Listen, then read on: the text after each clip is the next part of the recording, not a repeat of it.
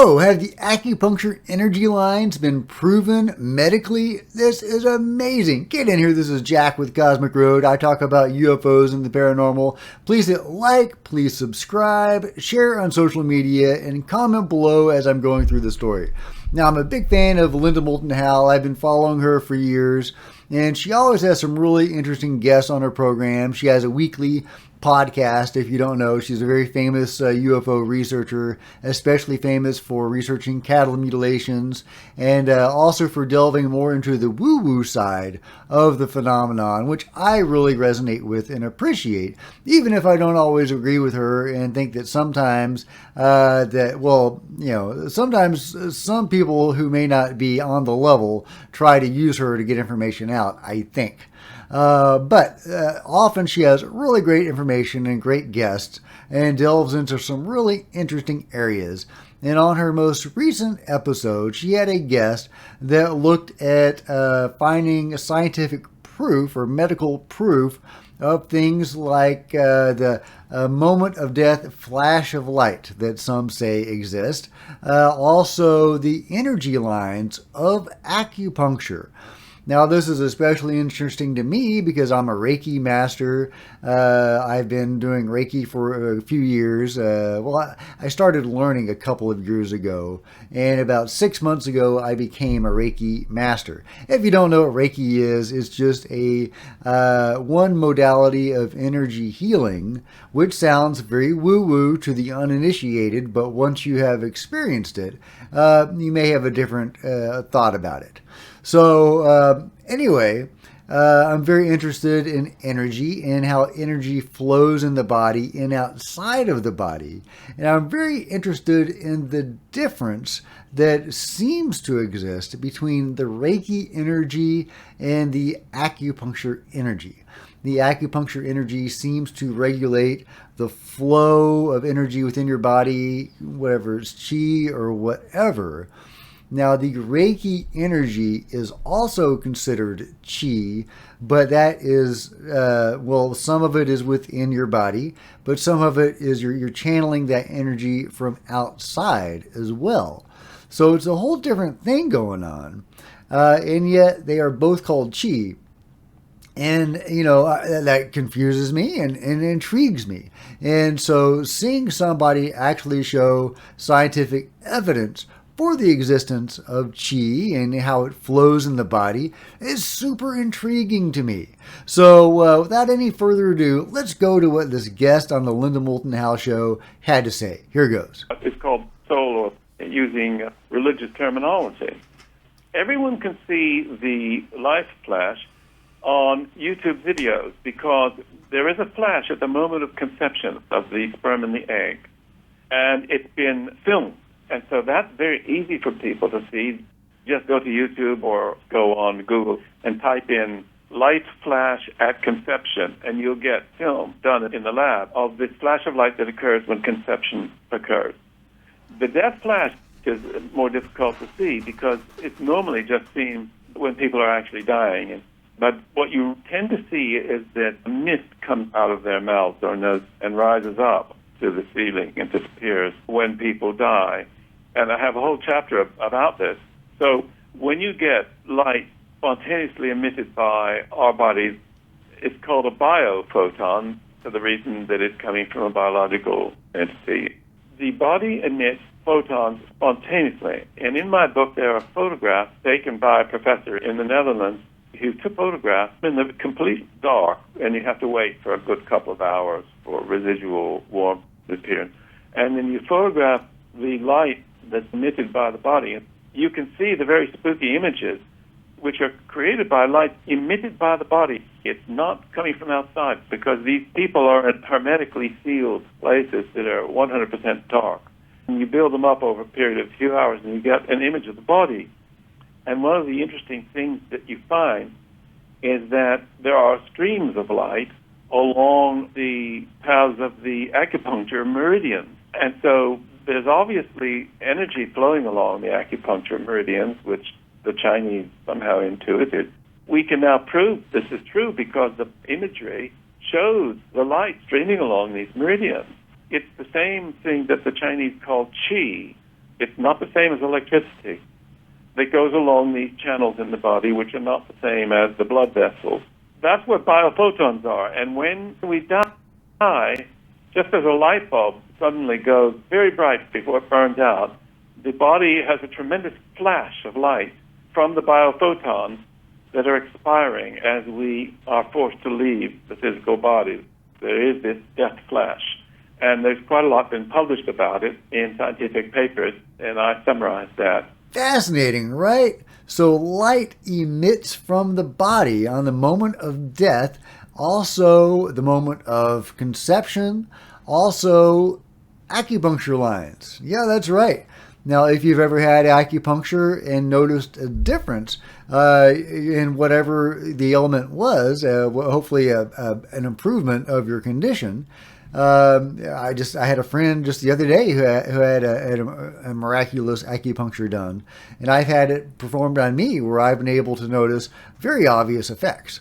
But the skeptic in me has always says, well, that's because it's the nerve centers and the nerve clusters, and it has to do with nerves and manipulating nerves. However, the people that actually perform acupuncture talk about the lines of energy that run through the body, the meridian lines. Now, to me, since I have begun investigating and even interacting with healing modalities of energy, I have been very curious about whether the meridian lines, whether that was chi, the way I think of chi, because when I think of chi, I think of the Reiki energy. The ki in Reiki is chi. It's the ki in Japanese is ki, and it's the same thing. Same thing. Reiki is just a conjunction of two words, basically means universal life force. It's literally the force. It's literally the force from Star Wars. The force is kind of taken from chi. It's kind of inspired by chi. So, Reiki masters are well, anyway, I'm not going to say Jedi masters, but yeah, you get the idea. It's it is this universal life force. It is within your body. In Reiki, the idea is that it's centered in your chakras, and it's your spirit. The chakras, the way I think of it, are kind of like the organs of your spirit, of your soul, and of your higher self, of your overall being, and how that connects to your physical form. It's your connection between the spiritual and the bodily. And so you can, open your chakras and balance your chakras so that your soul flows well and your energy flows well within your soul and your body. And that can actually help you heal. When your soul is aligned and your chakras are aligned and open and spinning properly, then your body can heal. And so Reiki is used to heal people. And I think it can, you can channel the energy directly and target certain specific areas, or you can simply open those chakras and allow the body to heal itself. And I think both methods are employed in that. And there's even more crazy methods as well involving beings that seem to help regulate this energy or help human beings interact with that. And that may seem really out there, but it's not. So, well, it is. It's out there, but the truth is out there. That has been my experience in interacting with this stuff. I'm not a high-level experiencer by any means, but I have had some really exciting and amazing interactions. And for those who think this video is particularly weird or woo-woo or crazy, hey, I totally get it. A few years ago, I would have been right there with you. I hope this video doesn't lose you, but I do invite you to research some of this stuff and maybe seek some of it out and make up your own mind about it. Don't necessarily let the mainstream view become your view just because it is the mainstream. I'm not telling you what to believe. Just, try to think about things with an open mind, because the more you investigate the UFO phenomenon, the weirder it gets. and the more mixed up it gets in more metaphysical matters, spiritual matters even. 1/3 of all alien abductees are near-death experiencers. Just let that sink in. 1/3 of all alien abductees are people who have died, crossed over to the other side, had spiritual experiences over there, sometimes, and come back. So what does that mean about alien abductions and who they target and why they target people? Because a lot of the people that come back have abilities and sensitivities. They are more connected to source or spirit than they were before their near-death experience. So are those the sorts of people that the aliens, the beings, are interested in? I don't know. But evidence seems to point in that direction. And there's a whole, anyway, getting into the metaphysical side of the UFO thing is not the point of this video. But I just wanted to point out that, you know, in my research, the UFO phenomenon seems to be one subset of a much larger phenomenon that I call the greater phenomenon. And it is composed of other dimensional entities and forces and alternate realities. And it gets very crazy and nutty.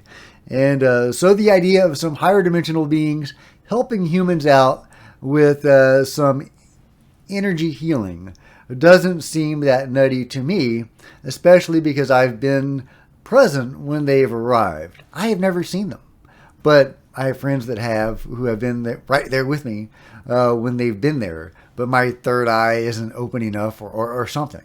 And I have not actually seen them, although I have interacted with them.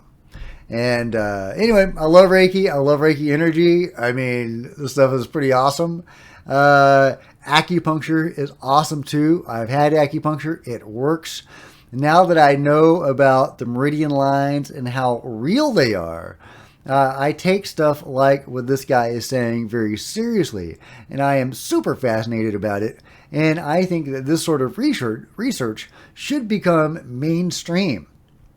Everybody should know about this stuff.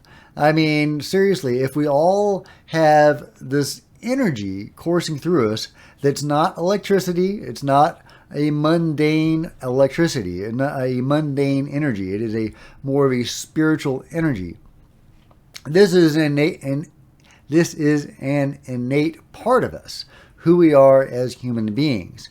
And we should all know this. We should all know how to interact with our own bodies, our own spirits, our own energy. That should just be kind of a duh, right? I mean, yeah, of course, this is us. You know, we know how to use our thumbs. We should know how to use our energy. It's just a basic, innate part of us. If you're old enough to learn how to operate a Band-Aid, maybe you're old enough to do some energy healing. Slap a hand on there, send some energy into it. Yeah, just a thought. Anyway, so I love this video, and I hope you got something out of this as well, even if it's just a crazy lark. Oh, look at Jack, he's talking woo-woo again. That's amusing. But I hope you did get something out of it, so please give this a big thumbs up. I would really appreciate it. Please subscribe and hit the bell to be notified of future videos. Comment below. Let me know how nutty you think all this is, or what experiences you may have had yourself with energy healing in whatever modality it is. Until next time, this is Jack signing out.